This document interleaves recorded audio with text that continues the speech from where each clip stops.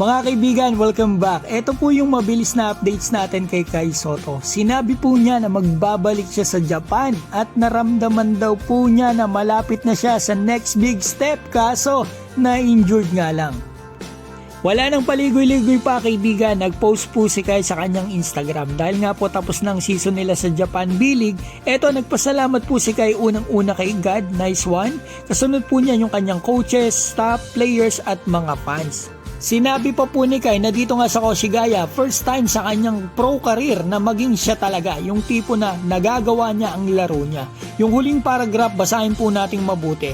This season, I felt I was getting to that next big step, but I hit a big road bump.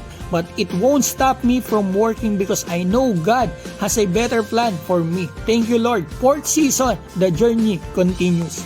Sa akin pong pagkaunawa dito, sa season na ito, naramdaman daw po ni Kai na malapit na siya sa susunod na malaking hakbang.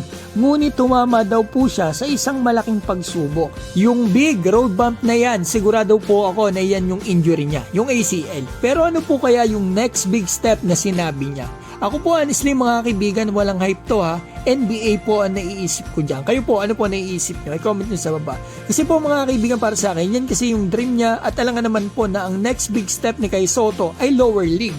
Kumbaga mga kaibigan, pagkakaunawa ko talaga dito, ramdam daw ni Kai na malapit na siya sa NBA kaso na-injured siya. Kasi grabe din po talaga nilalaro ni Kai bago siya ma-injured, di ba? Abang na abang natin yung mga laro niya, kita natin lahat. Impressive sa Japan, o FIBA, double-double palagi. Kaya nakakapanghinayang po talaga. Pero naniniwala po ako, gaya din ng sinabi niya, God has a better plan. And Kai Sotto's journey continues.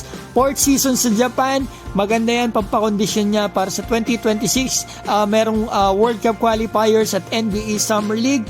God bless you Kai. Madami kaming sumusuporta sa'yo.